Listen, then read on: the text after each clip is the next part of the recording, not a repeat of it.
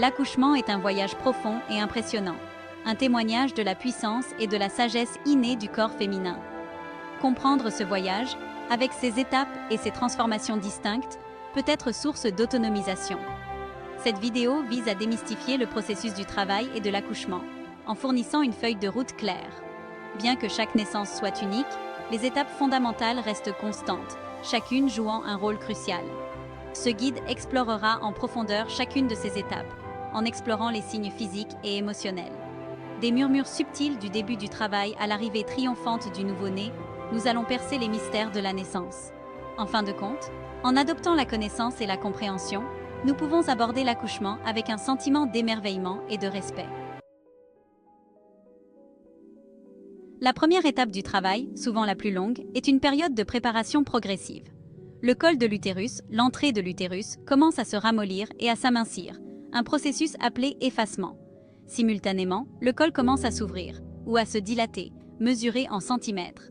Au début du travail, le col de l'utérus se dilate généralement jusqu'à environ 4 cm. Pendant cette phase, les contractions sont généralement légères et irrégulières, ressemblant souvent à des crampes menstruelles ou à des douleurs lombaires. Les femmes peuvent ressentir une poussée d'énergie, un désir d'aménager et de préparer leur environnement, ou un sentiment d'introspection émotionnelle. C'est le moment de se reposer, de s'hydrater et de pratiquer une activité légère, en conservant son énergie pour les étapes plus exigeantes à venir. À mesure que le travail progresse vers sa phase active, les contractions deviennent plus intenses, plus fréquentes et plus régulières. Le col de l'utérus continue de se dilater à un rythme plus rapide, atteignant environ 7 cm. Les femmes peuvent ressentir une pression accrue dans le bas du dos ou le bassin, et le besoin de pousser peut commencer à se faire sentir. Cette étape nécessite souvent des mécanismes d'adaptation plus ciblés, tels que des exercices de respiration profonde, la visualisation ou le massage. Le soutien du partenaire, d'une doula ou d'un proche devient de plus en plus important, apportant encouragement, réconfort et soutien physique.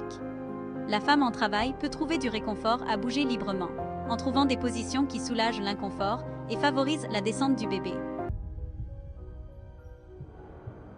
La transition est la phase la plus courte mais aussi la plus intense du travail, reliant la première et la deuxième étape. Durant cette période, le col de l'utérus atteint sa dilatation complète de 10 cm et le bébé descend davantage dans le canal génital. Les contractions deviennent puissantes et rapprochées, souvent accompagnées de sensations de pression, de nausées, voire de tremblements. Bien que difficile, cette phase démontre l'incroyable capacité du corps à accoucher. Les femmes peuvent ressentir une montée d'adrénaline, fournissant l'énergie nécessaire pour la dernière poussée afin de mettre leur bébé au monde. Se concentrer sur la respiration, la vocalisation et le soutien indéfectible de ses proches peut aider à traverser l'intensité de cette étape transformative.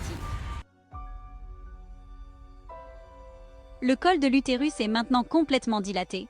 La deuxième phase du travail commence, caractérisée par une envie irrésistible de pousser. Les contractions peuvent devenir moins fréquentes, permettant à la mère de travailler en harmonie avec son corps, en utilisant ses muscles abdominaux pour guider le bébé à travers le canal de naissance.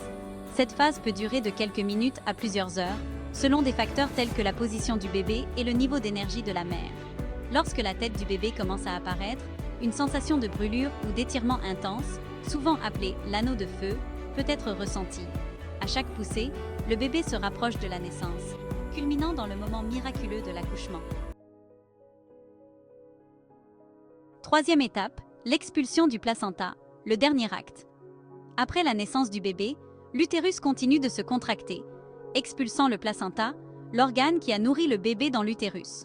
Cela se produit généralement dans les 30 minutes qui suivent l'accouchement, souvent avec des poussées douces ou même spontanément. L'expulsion du placenta marque la dernière étape du travail, signifiant la fin du processus d'accouchement.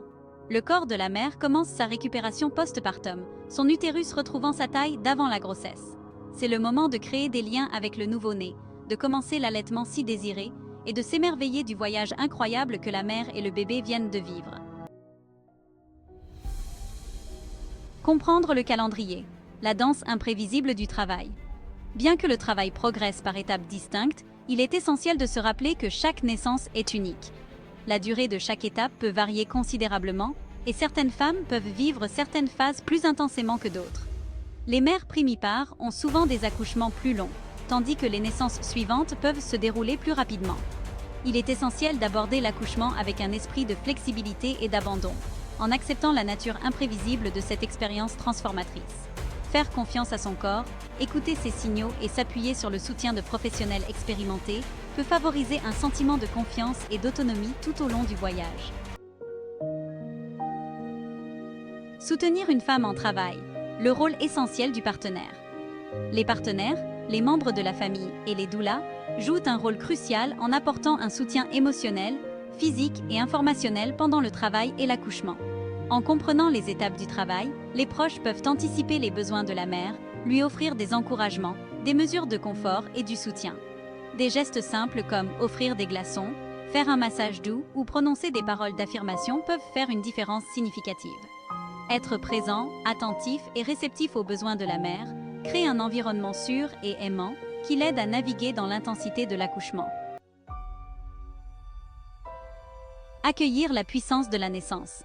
L'accouchement est un voyage transformateur, un témoignage de la résilience et de la force de l'esprit humain. En comprenant les étapes du travail, nous pouvons aborder cette expérience avec une plus grande conscience et une plus grande autonomie. Chaque étape se déroule avec son propre rythme et son intensité unique. En accueillant la puissance de la naissance, nous apprécions le miracle de la vie et la danse complexe entre la mère et l'enfant.